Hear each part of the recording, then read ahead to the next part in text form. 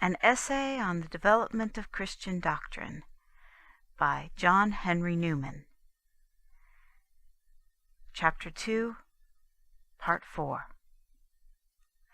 Again, it is sometimes argued that such a dispensation would destroy our probation, as dissipating doubt, precluding the exercise of faith, and obliging us to obey whether we wish it or no. And it is urged that a divine voice spoke in the first age, and difficulty and darkness rest upon all subsequent ones, as if infallibility and personal judgment were incompatible. But this is to confuse the subject. We must distinguish between a revelation and a reception of it, not between its earlier and later stages. A revelation, in itself divine and guaranteed as such, may from first to last be received, doubted, argued against, perverted, rejected, by individuals according to the state of mind of each. Ignorance, misapprehension, unbelief, and other causes do not at once cease to operate, because the revelation is in itself true, and in its proofs irrefragable. We have then no warrant at all for saying that an accredited revelation will exclude the existence of doubts and difficulties on the part of those whom it addresses, or dispense with anxious diligence on their part, though it may in its own nature tend to do so.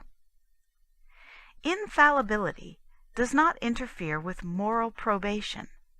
The two notions are absolutely distinct. It is no objection, then, to the idea of a peremptory authority, such as I am supposing, that it lessens the task of personal inquiry, unless it be an objection to the authority of revelation altogether. A church, or a council, or a pope, or a consent of doctors, or a consent of Christendom, limits the inquiries of the individual in no other way than Scripture limits them. It does limit them, but while it limits their range, it preserves intact their probationary character. We are tried as really, though not on as so large, a field. To suppose that the doctrine of a permanent authority in matters of faith interferes with our free will and responsibility is, as before, to forget that there were infallible teachers in the first age, and heretics and schismatics in the ages subsequent. There may have been at once a supreme authority from first to last, and a moral judgment from first to last. Moreover, those who maintain that Christian truth must be gained solely by personal efforts are bound to show that methods ethical and intellectual are granted to individuals sufficient for gaining it. Else the mode of probation they advocate is less, not more, perfect than that which proceeds upon external authority. On the whole, then, no argument against continuing the principle of objectiveness into the developments of revelation arises out of the conditions of our moral responsibility. Perhaps it will be urged that the analogy of nature is against our anticipating the continuance of an external authority which has once been given, because, in the words of the profound thinker who has already been cited, we are wholly ignorant what degree of new knowledge it were to be expected God would give mankind by revelation, upon supposition of his affording one, or how far, or in what way, he would interpose miraculously to qualify them to whom he should originally make the revelation for communicating the knowledge given by it, and to secure their doing it to the age in which they should live, and to secure its being transmitted to posterity. And because we are not in any sort able to judge whether it were to be expected that the revelation should have been committed to writing, or left to be handed down and consequently corrupted by verbal tradition, and at length sunk under it. But this reasoning does not apply here, as has already been observed.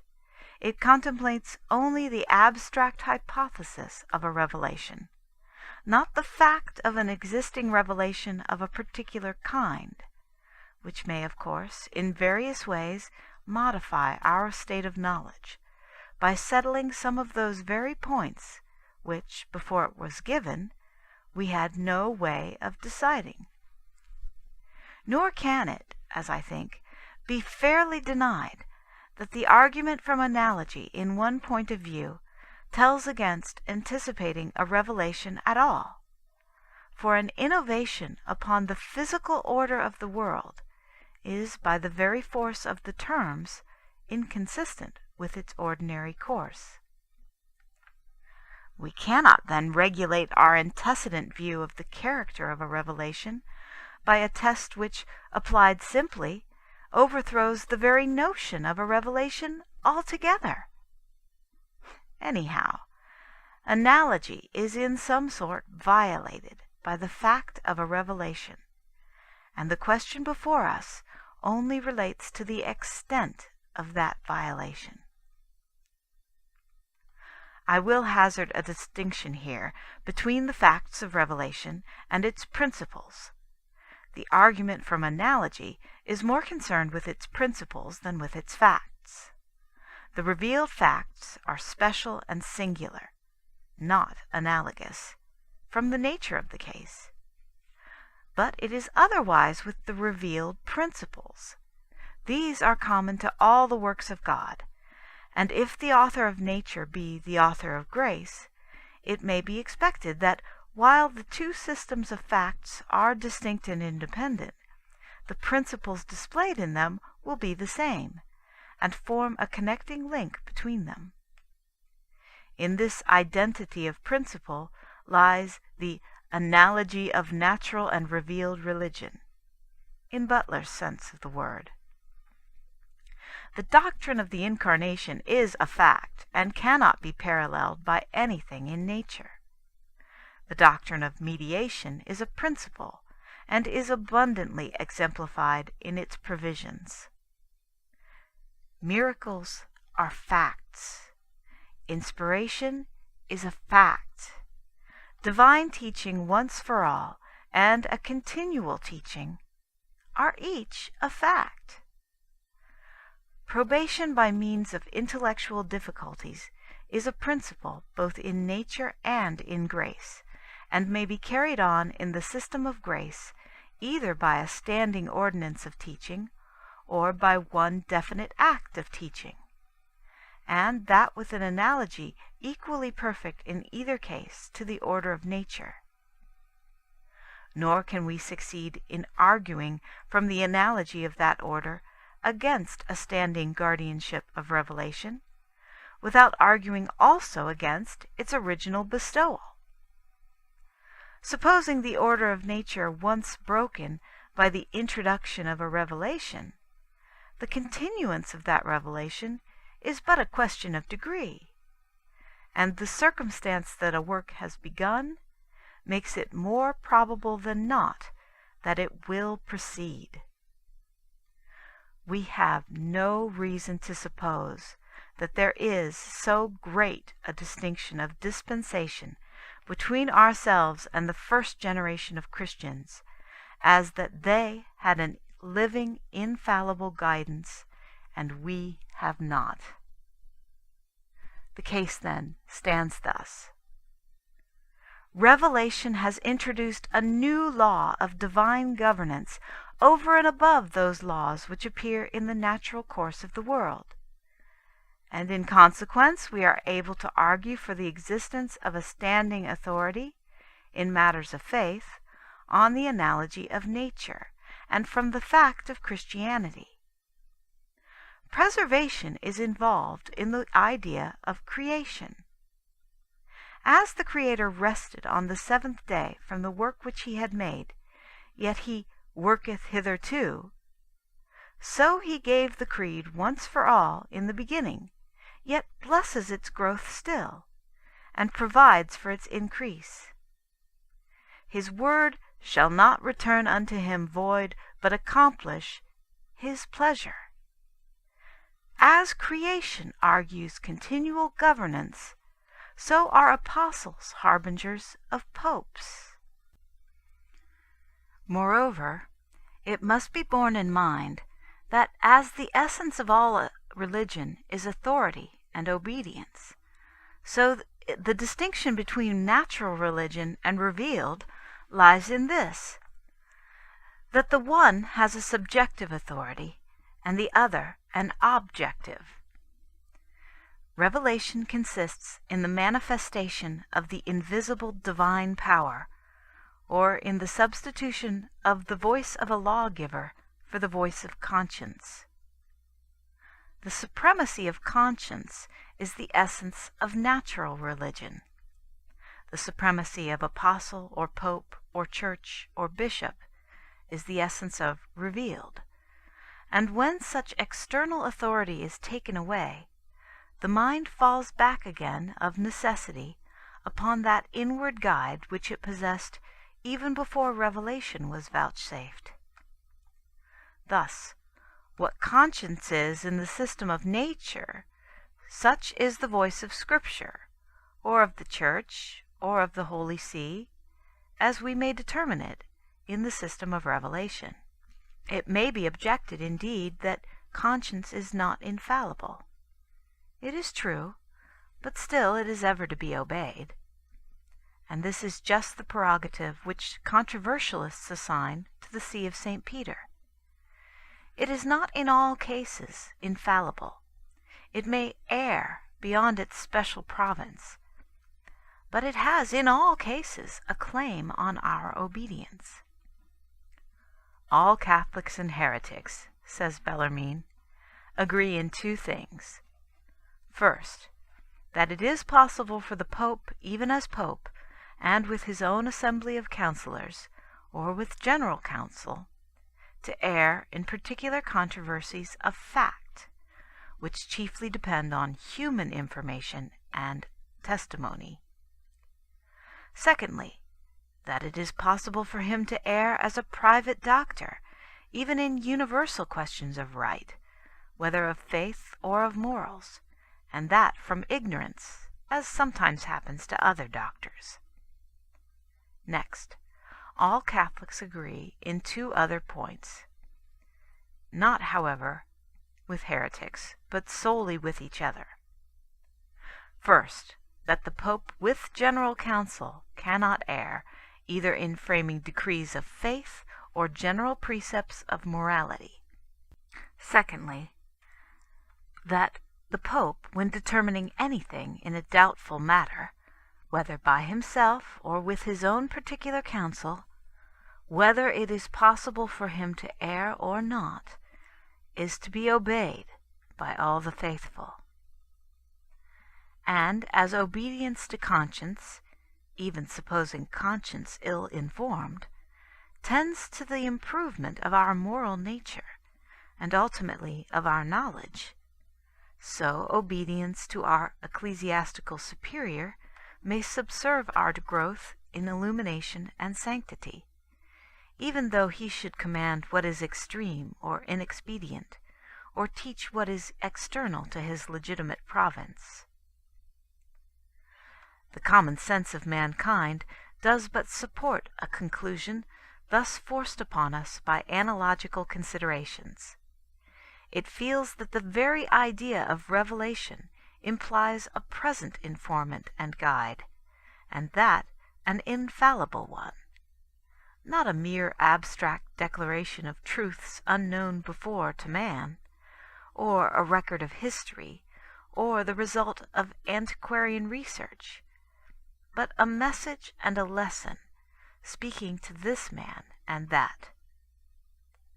This is shown by the popular notion which has prevailed among us since the Reformation, that the Bible itself is such a guide, and which succeeded in overthrowing the supremacy of Church and Pope for the very reason that it was a rival authority, not resisting merely, but supplanting it. In proportion, then, as we find in matter of fact that the inspired volume is not adapted or intended to subserve that purpose, are we forced to revert to that living and present guide who at the era of our rejection of her had been so long recognized as the dispenser of Scripture, according to times and circumstances, and the arbiter of all true doctrine and holy practice to her children. We feel a need, and she alone of all things under heaven supplies it. We are told that God has spoken. Where? In a book?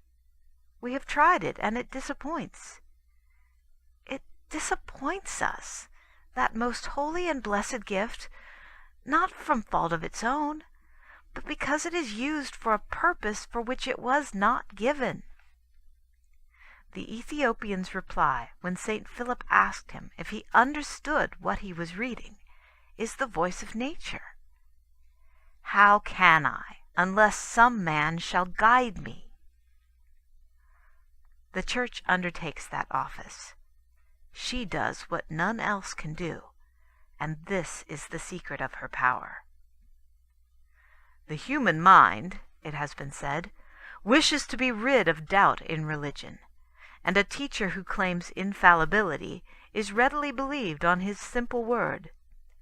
We see this constantly exemplified in the case of individual pretenders among ourselves. In Romanism, the Church pretends to it. She rids herself of competitors by forestalling them. And probably, in the eyes of her children, this is not the least persuasive argument for her infallibility, that she alone of all churches dares claim it, as if a secret instinct and involuntary misgivings restrained those rival communions which go so far towards effecting it. These sentences, whatever be the errors of their wording, surely express a great truth. The most obvious answer, then, to the question why we yield to the authority of the Church in the questions and developments of faith is that some authority there must be if there is a revelation given, and other authority there is none but she. A revelation is not given if there be no authority to decide what it is that is given. In the words of St. Peter to her divine Master and Lord, "To whom shall we go?" Nor must it be forgotten in confirmation that Scripture expressly calls the Church the pillar and ground of the truth, and promises her, as by covenant, that the Spirit of the Lord that is upon her, and his words which he has put in her mouth, shall not depart out of her mouth, nor out of the mouth of her seed, nor out of the mouth of her seed's seed, from henceforth and forever. And if the very claim to infallible arbitration in religious disputes is of so weighty importance and interest in all ages of the world, much more is it welcome at a time like the present, when the human intellect is so busy and thought so fertile and opinion so manifold. The absolute need of a spiritual supremacy is at present the strongest of arguments in favor of the fact of its supply. Surely, either an objective revelation has not been given, or it has been provided with means for impressing its objectiveness on the world. If Christianity be a social religion, which it certainly is, and if it be based on certain ideas acknowledged as divine, or a creed, which shall here be assumed, and if these ideas have various aspects and make distinct impressions on different minds, and issue in consequence in a multiplicity of developments, true or false or mixed, as has been shown, what power will suffice to meet and to do justice to these conflicting conditions, but a supreme authority ruling and reconciling individual judgments by a divine right and a recognized wisdom. In barbarous times the will is reached through the senses, but in an age in which reason, as it is called, is the standard of truth and right, it is abundantly evident to anyone who mixes ever so little with the world that if things are left to themselves, every individual will have his own view of them and take his own course. That 2 or 3 will agree today to part company tomorrow. That Scripture will be read in contrary ways, and history, according to the apologue, will have to different comers its silver shield and its golden. That philosophy, taste, prejudice, passion, party, caprice will find no common measure, unless there be some supreme power to control the mind and to compel agreement. There can be no combination on the basis of truth without an organ of truth. As cultivation brings out the colors of flowers, and domestication changes the character of animals, so does education, of necessity, develop differences of opinion. And while it is impossible to lay down first principles in which all will unite, it is utterly unreasonable to expect that this man should yield to that, or all to one. I do not say that there are no eternal truths, such as the poet proclaims, which all acknowledge in private, but that there are none sufficiently commanding to be the basis of public union and action. The only general persuasive in matters of conduct is authority. That is, when truth is in question, a judgment which we feel to be superior to our own. If Christianity is both social and dogmatic and intended for all ages, it must, humanly speaking, have an infallible expounder. Else you will secure unity of form at the loss of unity of doctrine, or unity of doctrine at the loss of unity of form. You will have to choose between a comprehension of opinions and a resolution into parties, between latitudinarian and sectarian error. You may be tolerant or intolerant of contrarieties of thought, but contrarieties you will have. By the Church of England, a hollow uniformity is preferred to an infallible chair, and by the sects of England, an interminable division. Germany and Geneva began with persecution and have ended in skepticism. The doctrine of infallibility is a less violent hypothesis than this sacrifice either of faith or of charity. It secures the object, while it gives definiteness and force to the matter of the revelation. I have called the doctrine of infallibility a hypothesis. Let it be so considered for the sake of argument.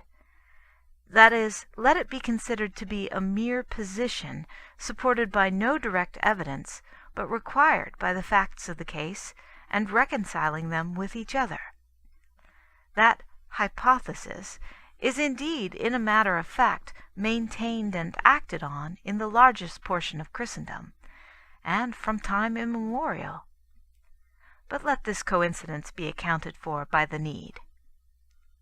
Moreover, it is not a naked or isolated fact, but the animating principle of a large scheme of doctrine which the need itself could not simply create. But again, let this system be merely called its development. Yet even as a hypothesis which has been held by one out of various communions, it may not be lightly put aside. Some hypothesis, this or that, all parties, all controversialists, all historians must adopt, if they would treat of Christianity at all. Gieseler's textbook bears the profession of being a dry analysis of Christian history, yet on inspection it will be found to be written on a positive and definite theory, and to bend facts to meet it. An unbeliever, as Gibbon, assumes one hypothesis, and an ultramontane, as Baronius, adopts another. The school of Hurd and Newton hold, as the only true view of history, that Christianity slept for centuries upon centuries, except among those whom historians call heretics. Others speak as if the oath of supremacy or the congé d'élire could be made the measure of St. Ambrose, and they fit the 39 articles on the fervid Tertullian. The question is, which of all these theories is the simplest, the most natural, the most persuasive? Certainly, the notion of development under infallible authority is not a less grave, a less winning hypothesis than the chance and coincidence of events, or the Oriental philosophy, or the working of Antichrist, to account for the rise of Christianity and the formation of its theology. End of Part 4 of Chapter 2.